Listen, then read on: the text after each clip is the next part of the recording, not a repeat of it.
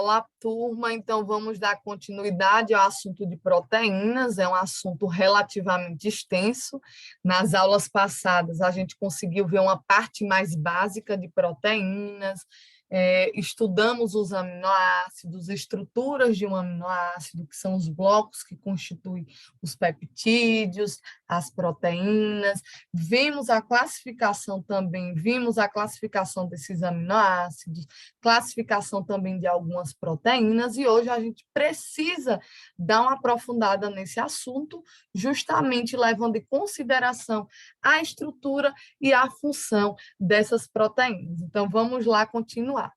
É importante a gente saber que existem 4 níveis estruturais de proteínas. Olhem que interessante. A gente vai ter a estrutura primária, vamos ter uma estrutura secundária, estrutura terciária e estrutura quaternária. Isso aqui eu quero que vocês saibam bem direitinho, porque é bem importante. Na estrutura primária, minha gente, não tem dificuldade. Por quê? Porque ela vai ser a sequência de resíduos de aminoácidos que são ligadas pelas ligações peptídicas, ou unidas pelas ligações peptídicas. Então, ela vai ter essa estrutura aqui, ó, bem linear. Toda proteína vai ter essa estrutura primária, que é a estrutura mais simples que essa proteína pode ter, que é essa sequência bem linear. Só que quando eu olho para a estrutura secundária, eu já observo uma conformação, né? Ou seja, é uma conformação local do esqueleto polipeptídico. A gente vai ver que essas estruturas secundárias, elas vão ter alguns tipos. Aqui, por exemplo, nesse esquema, a gente tem a hélice alfa, mas eu posso apresentar mais 2 tipos de estrutura secundária. Na estrutura secundária, os aminoácidos eles vão conseguir interagir, mas esses aminoácidos eles vão estar relativamente próximos para que se forme essa estrutura secundária. Na terciária, eu já observo aqui uma conformação 3D, que é uma estrutura tridimensional de toda a cadeia polipeptídica, incluindo todas as suas cadeias laterais. Então, os elementos da estrutura secundária, eles vão começar a interagir, vão se dobrar, vão se organizar no espaço, formando, então, essa estrutura final da proteína, que é a estrutura terciária. Então, a partir daqui, essa proteína vai, então, assumir a sua função. E, por fim, a gente tem a quaternária, né? Nesse caso da quaternária, nem toda proteína vai possuir essa estrutura, que seria esse arranjo espacial de 2 ou mais subunidades das cadeias polipeptídicas, né? Então, a gente tem 1, 2, 3, 4, nesse caso, subunidades reunidas. Eu vou mostrar para vocês, por exemplo, a hemoglobina, que é extremamente importante, ela pode adquirir essa estrutura quaternária. Antes da gente aprofundar no assunto, eu falei para vocês de conformação, mas a gente precisa entender alguns conceitos sobre isso. O que seria essa conformação? É o arranjo espacial dos átomos em uma proteína ou qualquer segmento de uma proteína. Isso seria a conformação. Quem é que vai ter conformação? Estrutura secundária adiante. Uma ou poucas conformações de proteína podem existir em condições biológicas. E outra, proteínas nativas, que isso aqui é extremamente importante, são aquelas que apresentam uma conformação espacial que permite a sua funcionalidade, né? Então, se eu tenho uma proteína, ela está em sua conformação, mas de repente tem uma mudança brusca de pH, tem uma mudança de temperatura, essa proteína pode perder a sua conformação. Quando ela perde a conformação, consequentemente, ela vai perder o quê? A sua funcionalidade. Por isso que é importante a proteína ter uma conformação para que ela tenha a sua funcionalidade. Isso é uma proteína nativa, tá? Aquela que, numa conformação espacial, permite a sua funcionalidade, ok? Vamos com a estrutura primária, que é aquela, como eu falei, aquela sequência de resíduos de aminoácidos. Esses resíduos vão estar ligados ou unidos por ligação peptídica, né, dando essa conformação rígida e planar. Eu falei para vocês na aula passada sobre essa ligação peptídica. Aqui a gente tem, por exemplo, 2 aminoácidos, isso sempre vai ocorrer entre o grupo carboxila de um aminoácido e o grupo amino de outro resíduo de aminoácido. Aqui já é a ligação totalmente formada.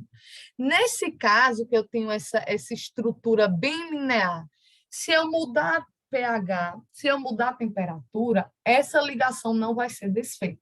Não vai ser desfeita a ligação peptídica, tá? Diferente das outras estruturas que eu vou mostrar para vocês. Nesse caso, essa ligação peptídica, ela pode ser rompida, pode ser quebrada, por exemplo, em hidrólise, né? Então, quando se tem a hidrólise, que eu também mostrei a vocês, a gente consegue romper essas ligações peptídicas que vão se desfazendo, e aí a gente vai ter novamente os resíduos de aminoácidos. Maíra, será que a estrutura primária vai ter exclusivamente ligação peptídica? Eu não posso ter mais nenhum tipo de ligação? Não, né, minha gente? Eu posso ter outros tipos de ligação na própria estrutura primária, como, por exemplo, as ligações de sulfeto. Aqui eu tenho uma sequência de aminoácidos da insulina bovina. Ela vai possuir 2 cadeias, tá vendo? 2 cadeias polipeptídicas, cadeia A e cadeia B. Então, aqui eu tenho a extremidade amino terminal e a extremidade carbox terminal. E aí, com essas 2 cadeias, elas vão se ligar, ou vão se unir por ligações cruzadas de sulfeto. Lembram que alguns aminoácidos vão possuir em sua constituição enxofre? Então, quando eles possuem um enxofre, eles vão conseguir se unir por ligações cruzadas de sulfeto. Só para mostrar para vocês que na estrutura primária não é exclusividade eu ter uma ligação peptídica. Eu posso ter um outro tipo de ligação. Tá? A função de uma proteína, ela vai depender simplesmente da sua sequência de aminoácidos, ou seja, a importância da estrutura primária para a função das proteínas. Quais seriam essas? Primeiro, as proteínas com funções diferentes sempre terão sequência de resíduos de aminoácidos diferentes. Então, isso vai ser uma regra. 2, proteínas com funções semelhantes de diferentes espécies frequentemente vão ter sequências de resíduos de aminoácidos semelhantes. Então, independente da espécie, se ela tiver proteína com função semelhante, os resíduos de aminoácidos possivelmente serão semelhantes, tá? Outra coisa importante também, que é o terceiro, são as doenças genéticas que são rastreadas. Na verdade, milhares de doenças genéticas rastreadas para produção de proteínas defeituosas. Ou seja, se ocorre, por exemplo, uma mudança na sequência de resíduos de aminoácidos, aí eu vou ter a chamada de anemia falciforme, que é um exemplo dessas doenças genéticas, ou quando ocorre uma deleção, ou seja, eliminação de aminoácido da proteína, eu posso ter a distrofia muscular de Duchenne, são algumas doenças genéticas, e aí a gente vê a importância dessa estrutura primária, porque aqui vão ser mudanças localizadas na sequência mesmo do próprio resíduo de aminoácido, tá certo? A estrutura secundária é aquela conformação local do esqueleto polipeptídico. Ela é definida e estabilizada por ligações de hidrogênio, ou seja, né, os aminoácidos mais próximos, eles podem estabelecer ligações de hidrogênio e aí vão ter essa conformação. Isso vai ocorrer com o nitrogênio das amidas, que vão ser os doadores dessas ligações de hidrogênio, e os oxigênios das carbonilas, no caso do grupo carboxila, eles são os receptores dessa ligação de hidrogênio. Tá? Lembrando que essas interações vão ocorrer por aminoácidos que estejam mais próximos. Eu vou mostrar para vocês, isso vai ficar mais claro com a figura posteriormente. Existem também alguns tipos de estrutura secundária, que são basicamente 3. A hélice alfa, a conformação beta, que também é chamada de folha beta, e a volta beta. Então, vamos entender cada uma dessa estrutura secundária, começando com a hélice alfa, que é uma estrutura secundária, inclusive, comum. Então, aqui eu tenho a alfa-hélice nessa representação esquemática, extremidade aminoterminal, extremidade carboxiterminal. Cada volta nessa hélice, ela vai possuir cerca de 3,6 resíduos de aminoácidos. Então, é extremamente importante isso. Em torno de 1/4 dos resíduos de aminoácido das proteínas estão na forma de hélice. O que é que eu quero dizer com isso? Tá? Um aminoácido aqui que esteja na posição 1, ele pode formar uma ligação de hidrogênio com um aminoácido que esteja na posição 5, por exemplo. Ou seja, estabelecer essa ligação 4 aminoácidos adiante. Essa ligação de hidrogênio, ela vai ser estabelecida, ó, entre o próprio hidrogênio do grupo amino de um resíduo de aminoácido e um oxigênio, tá vendo, minha gente, que eu estou apontando, e um oxigênio do grupo carboxila de um outro resíduo de aminoácido. Então, é bem comum que isso aconteça. Além disso, e isso eu quero dizer que os aminoácidos, eles estão bem próximos, tá? Além disso, a gente pode observar, ó, que esses grupos R, né, que são os radicais, eles estão projetados para o exterior dessa hélice. Aqui a gente tem uma visão de cima da hélice e aqui também mostrando a proeminência, então, desses grupos radicais. Só um minutinho, deixa eu ligar aqui o computador à tomada para ele não descarregar. Então, aqui seria basicamente a estrutura dessa hélice alfa, tá? Já a conformação beta, nesse caso, o esqueleto da cadeia polipeptídica, ele é estendido em zigue-zague. Por isso que a gente diz que ele é pregueado, porque é semelhante àquelas pregas de saias, ou até mesmo um leque, por isso que a gente diz que é pregueado. Conformação beta, eu posso chamar de folha beta. Aqui é a visão lateral dessa folha beta. A gente tem as cadeias laterais abaixo, que também estão projetadas para o exterior, né? No caso, os radicais. E essa folha beta, ela pode se apresentar como antiparalela e paralela. A gente olha para essa figura, rapidamente a gente consegue distinguir essa folha antiparalela da paralela. Tá? Aqui, a gente tem a orientação, tá vendo, das setas dessas cadeias adjacentes opostas, tá vendo? Então, tem uma seta virada para a direita, uma seta virada para a esquerda, uma seta virada para a direita. Isso seria a folha beta antiparalela. E essas cadeias adjacentes, elas estão unidas também por ligações de quê? De hidrogênio que a gente consegue observar. Já a paralela, qual a diferença quando a gente olha aqui? Né? A orientação das setas, ó, para o mesmo lado. Todo mundo aqui está virado para a direita. Então, isso seria a folha beta paralela. Essas cadeias adjacentes também estão unidas, ó, por ligações de hidrogênio. A gente observa aqui, ó, que no caso da antiparalela, essas ligações de hidrogênio, elas são mais retinhas. E no caso das paralelas, elas tendem a formar como se fosse uma angulação. Tá? Então, essas seriam as principais diferenças dessas folhas beta que a gente pode ter na estrutura secundária. Outro tipo de estrutura secundária é a volta beta. Essa volta beta, ela conecta as extremidades de 2 segmentos adjacentes de uma folha beta antiparalela. Essa estrutura, ela vai formar uma volta, minha gente, de 180 graus. E isso feito a partir de 4 resíduos de aminoácidos. Então, eu vou ter esses 4 resíduos. Eu tenho um resíduo, 2, 3 e 4. Tá? Mesma coisa na volta do tipo 1 e volta do tipo 2, ambos com 180 graus. E aí, eu vou ter a ligação entre o resíduo 1 e o resíduo 4 de aminoácidos, sempre entre o 1 e o 4. E vai estar acontecendo por quem? Pelo hidrogênio, né? Do grupo amino do resíduo 4 do aminoácido e o oxigênio, né? Do grupo carboxila do resíduo 1 do outro aminoácido. Aqui, ó, entre o 3 e o 2, por exemplo, eu não vou ter estabelecimento de nenhuma ligação de hidrogênio, somente entre o 1 e o 4. O mesmo ocorre aqui nessa volta beta do tipo 2. Eu vou ter a ligação somente entre os resíduos 1 e resíduo 4, e aqui eu não vou estabelecer ligação alguma.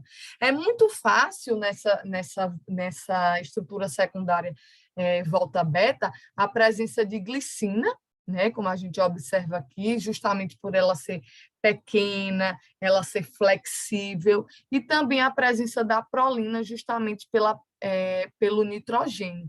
Esse nitrogênio aqui, ele é muito fácil para formar um círculo, por isso que ele está bastante presente nessas estruturas secundárias do tipo volta beta. Tá? Qualquer dúvida que vocês tiverem também, vocês podem me procurar, tá, minha gente? Esse assunto ele pode ser um pouquinho complexo, mas não se preocupe, porque as dúvidas podem ser tiradas, tá? Vamos para a estrutura terciária, né, que aqui já começa um arranjo mais tridimensional, 3D. Esse arranjo tridimensional é o total de todos os átomos de uma proteína, né? Aqui eu mostro para vocês essa estrutura terciária. Nesse caso, o que é que vai acontecer? Esses elementos das estruturas secundárias que eu mostrei para vocês agora, eles vão começar a interagir, vão começar a se dobrar, se organizar no espaço e formar, então, essa conformação final que eu estou mostrando a vocês.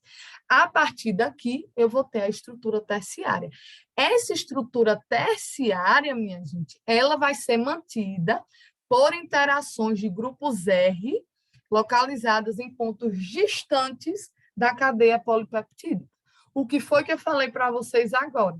Estrutura secundária, eu vou ter ligações de hidrogênio entre aminoácidos mais próximos.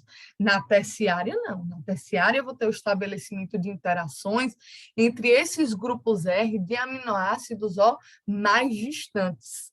Por exemplo, eu posso ter a ponte de hidrogênio, pode ter ponte de sulfeto. Isso tudo vai fazer e manter o estabelecimento, né, da estrutura terciária. Quando atinge a conformação final, ela, consequentemente, vai adquirir o quê? A sua funcionalidade. Funcionalidade de defesa, como, por exemplo, os anticorpos. Funcionalidade enzimática, de quebra, né? Na verdade, de acelerar as reações. Então, a partir da estrutura terciária, a proteína vai adquirir a sua funcionalidade.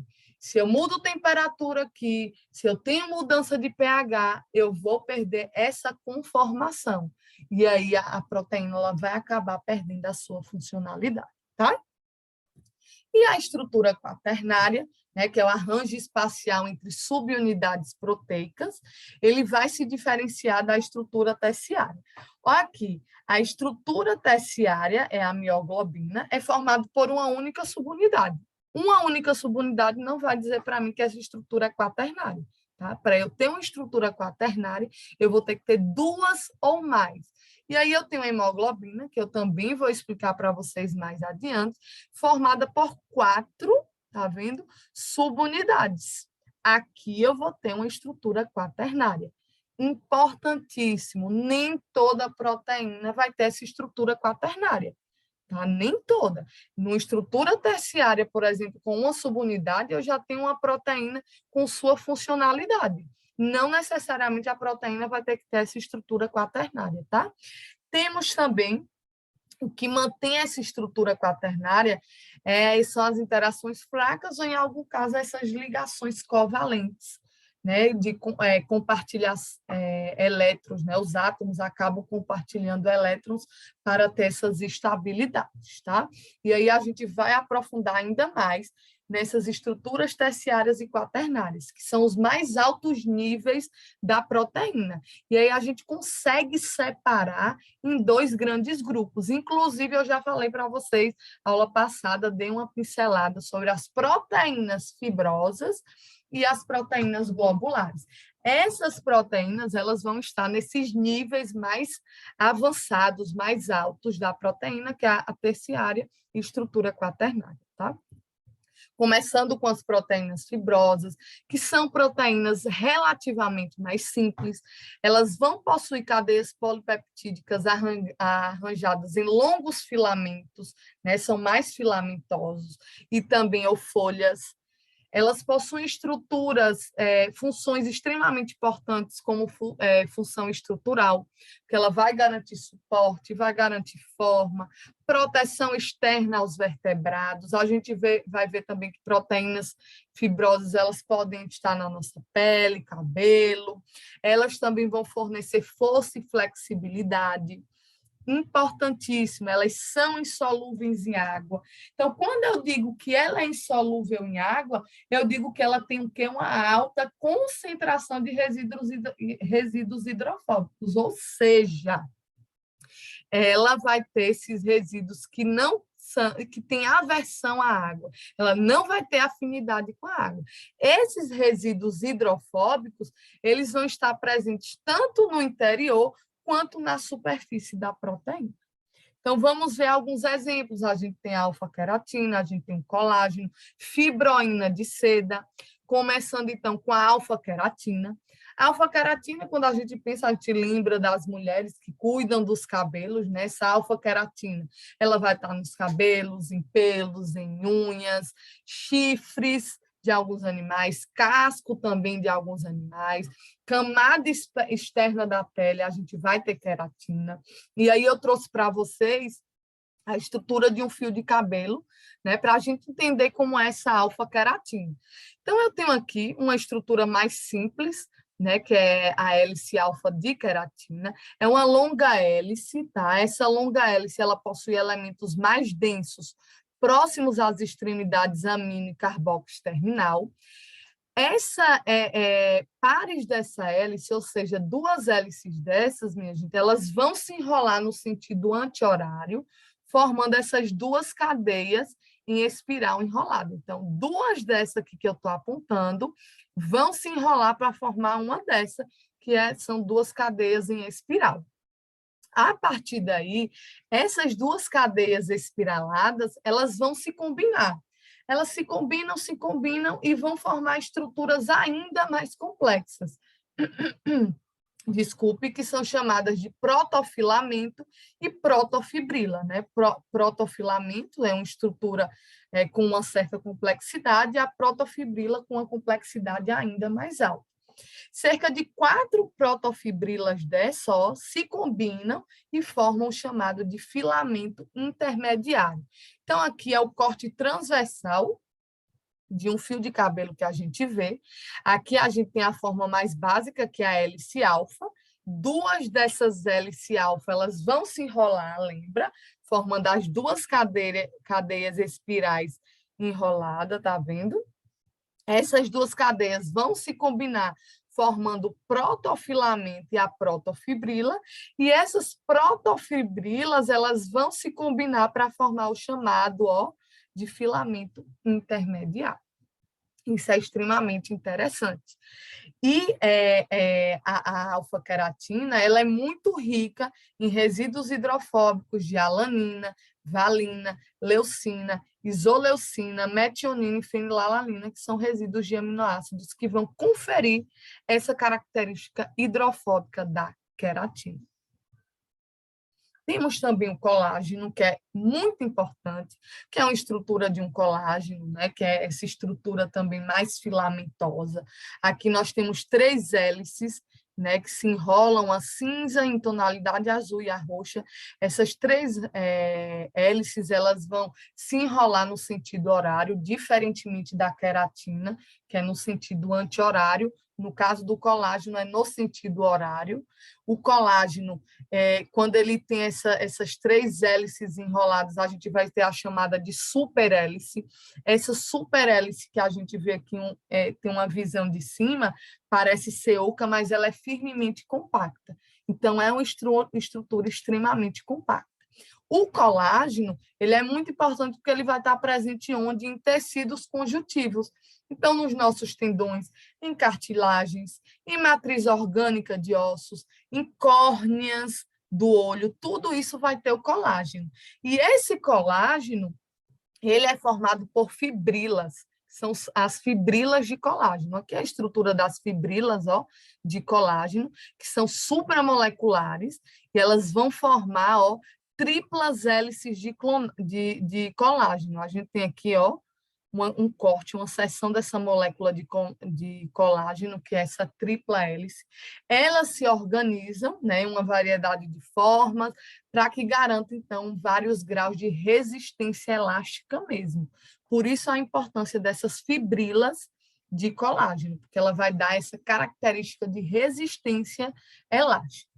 Só que aí, quando eu tenho algum defeito genético nessa estrutura do colágeno, aí eu vou ter alguns sintomas. Por exemplo, a gente tem a síndrome de Ehlers-Danlos, que ocorre em humanos, ou a astenia cutânea em animais. Os sintomas que a gente vai observar quando tem defeito genético no colágeno é justamente esse, ó. A hiperextensibilidade, né? Aqui, como eu estou apontando para vocês em humano, a fragilidade cutânea, né? A pele ela fica bastante elástica. Aqui a gente vê e frágil, tanto em humanos como em animais, nesse caso em equinos. A gente vê também articulações mais frouxas.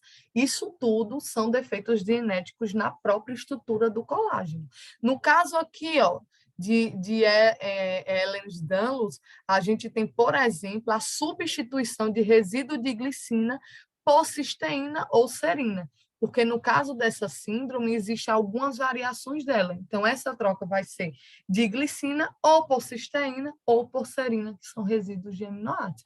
No caso da astenia em animais, ó, vai ter a substituição do resíduo glicina por arginina, fazendo com que haja, então, essa fragilidade cutânea em animais. E aí a gente vê a importância da presença do colágeno, por exemplo, em nossa pele, em nosso organismo, nesses tecidos conjuntivos, tá? Temos também outro tipo de proteína fibrosa, né, que é a fibroína de seda. Essa fibroína de seda, ela é formada por folhas beta antiparalelas, né? No caso, a gente observa a orientação dessas setas das cadeias adjacentes, né, orientações diferentes, e ela vai ser formada por essas folhas beta antiparalelas. Né? Vai conter, então, resíduos de alanina e glicina e vai ocorrer um grande empacotamento das folhas beta em um arranjo entrelaçado entre as cadeias, né? Entre os grupos R, no caso, que são as cadeias de alanina, as cadeias laterais, que vão se arranjar, também formando essa fibroína de seda, e as cadeias laterais da glicina, que também vão se entrelaçar, formando, então, essa fibroína da seda. Quem é que produz fibroína de seda? A gente pode ver em insetos, a gente pode ver em aranhas. No caso de aranhas, a gente tem aquela teia bem bonita de aranha. No caso de insetos, a gente tem os fios de seda, né, produzidos pelo bicho da seda. Tudo isso é fibroína de seda. Tá? A gente tem aqui a teia de aranha, né, bem perfeita. A gente tem aqui as fiandeiras, né, aqui de uma aranha. Temos também o bicho da seda, que vai produzir, então, esse fio de seda e, consequentemente, vai para a indústria formando o tecido de seda. Olha a importância das proteínas fibrosas também para a indústria, né? Então, a gente sempre precisa comentar esse tipo de importância também. E temos, por fim, as proteínas globulares, tá? As proteínas globulares, como eu já havia comentado com vocês lá na outra aula, elas são mais complexas quando a gente compara com as proteínas fibrosas, né? Os diferentes segmentos de uma cadeia polipeptídica, eles vão se dobrando uns sobre os outros para assumir essa forma mais compacta. Geralmente ela vem a ser esférica, ela vem a ser globular. Vai ocorrer, então, esse enovelamento dessas cadeias polipeptídicas, e a partir daí a gente pode ter uma diversidade estrutural e, consequentemente, vai assumir também funções biológicas extremamente importantes, como funções enzimáticas, para acelerar algum tipo de reação, proteínas de transporte, por exemplo, a hemoglobina, que é responsável por transportar o oxigênio no sangue. Temos as proteínas reguladoras, os anticorpos, que são responsáveis pela defesa do nosso organismo. Então, tudo isso é função biológica de proteína globular. Começando, por exemplo, com a mioglobina, né? Nesse caso, seria um exemplo de proteína globular. A mioglobina, minha gente, ela vai possuir cerca de 153 aminoácidos ou resíduos de aminoácidos. Além desses resíduos de aminoácidos, ela vai possuir um grupo ferroprotoporfirina, que é um grupo M, tá? É chamado de grupo M, aqui eu tenho um. Na hemoglobina, que é outra proteína globular, eu vou ter também o grupo M, só que eu vou ter mais de um grupo M, eu vou ter 4 grupos M, tá? Essa proteína é a ligadora de oxigênio das células musculares, então ela é extremamente importante para os músculos. Além disso, essa estrutura, né, no caso, é mantida, essa estabilidade dessa estrutura é mantida por ligações hidrofóbicas, ocorrendo entre resíduos de leucina, isoleucina, valina e fenilalanina, que são resíduos de aminoácidos aqui representados, esses resíduos, as cadeias laterais de resíduos em amarelo, justamente aqui na estrutura terciária da mioglobina. Então, aqui eu não vou ter estrutura quaternária. Por quê? Porque eu tenho uma subunidade. Na estrutura quaternária que a gente vai ver, tem mais de 2 subunidades, 2 ou mais subunidades. Então, aqui eu tenho estrutura terciária. Sabe onde a gente encontra bastante essa mioglobina? Nos mamíferos mergulhadores. Então, nas baleias, nas focas, nos botos, elas vão ser riquíssimas, vão ter mioglobina bem abundante em seus músculos, por isso que eles têm uma coloração mais marrom. Quer ver um exemplo simples para vocês, para a gente entender isso de coloração? A gente tem a carne do frango, a gente tem a carne do peito, a carne da coxa. Entre carne de peito e de coxa, qual seria o tecido mais escuro que a gente vê? Na coxa, né? Ou seja, a coxa ela é bem rica em mioglobina, tem uma coloração mais marrom, é justamente a presença dessa proteína globular que tem estrutura terciária. Né? Então, só para vocês virem a diferença da presença ou não de mioglobina. Outras proteínas globulares que têm estruturas terciárias importantíssimas, a gente tem a rubisco. A rubisco, inclusive, é a proteína mais abundante nas plantas e, consequentemente, é a proteína mais abundante do planeta, né? Responsável lá pela fixação do carbono, né? Então, aí a gente tem a rubisco. Temos também a proteína cristal de Bacillus thuringiensis, que é uma bactéria. Essa proteína cristal, sintetizada por Bacillus thuringiensis, ela vai ter uma atividade inseticida, então ela é bastante usada como inseticida natural, né, para algumas moscas, mariposas, alguns besouros, ela pode ser utilizada e é um exemplo também de estrutura terciária, uma proteína globular de estrutura terciária. Temos, então, a estrutura quaternária, né, das proteínas. Um exemplo muito importante é a hemoglobina. A hemoglobina ela é chamada de proteína heterotetramérica, ou seja, ela possui 4 subunidades diferentes. Por isso que a gente chama de tetramérica, né, tá? Porque são 4. Ela é composta por 2 cadeias alfa e 2 cadeias beta, tá vendo? Tem 2 cadeias alfa e 2 cadeias beta. E aí, ela vai possuir, diferentemente da mioglobina, 4 grupos prostéticos M. O que seriam esses grupos prostéticos, que eu já expliquei a vocês? É a parte não aminoácido que a proteína vai ter. No caso, uma proteína conjugada, ela vai ter o resíduo de aminoácido e vai ter os grupos prostéticos, né? Que nesse caso é o grupo M. E a hemoglobina vai possuir 4 grupos M. Além disso, as cadeias alfa, cada cadeia alfa dessa aqui, da hemoglobina, vai possuir 141 resíduos de aminoácidos e as 2 cadeias beta, no caso, cada cadeia beta, ela vai possuir 146 resíduos de aminoácido. A hemoglobina, além disso, né, é uma proteína muito importante porque ela transporta o oxigênio no sangue, né? Por isso a sua grande funcionalidade. Aqui, ó, a gente tem a estrutura quaternária da desoxihemoglobina, ou seja, sem o oxigênio, ela vai se chamar de desoxihemoglobina, e aí quando ela se liga ao oxigênio, ela é chamada de oxihemoglobina, né? Essa hemoglobina, ela se liga ao oxigênio de forma cooperativa. Aqui a gente vê o glóbulo vermelho da gente, né, os eritrócitos, e esse glóbulo vermelho, ele é constituído pela hemoglobina. A gente tem a hemoglobina, os grupos M aqui, e o oxigênio, ele vai se fixar justamente ao grupo M, né? E aí a gente vai ter, então, o chamado de oxihemoglobina. Por isso que ele é praticamente o responsável por carregar todo o oxigênio que as células necessitam dos pulmões para os tecidos. Então, sem o oxigênio, ainda não tenho essa ligação de forma cooperativa com o oxigênio, eu chamo de desoxihemoglobina.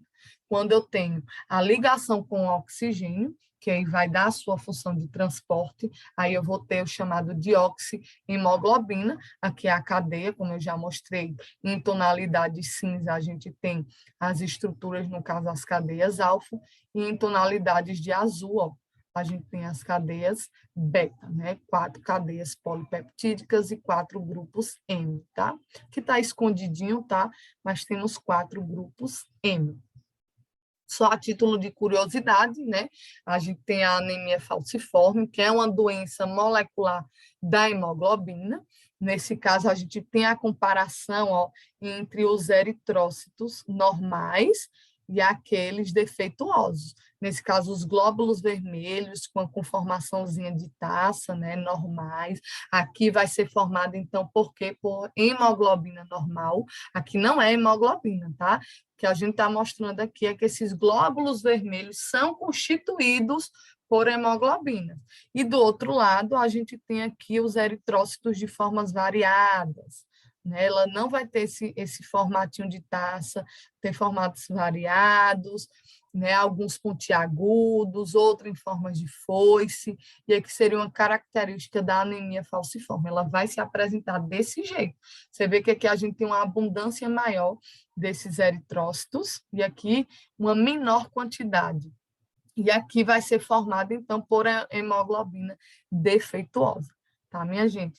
Vocês virem a importância da hemoglobina como uma proteína quaternária presente em nossos organismos, tá?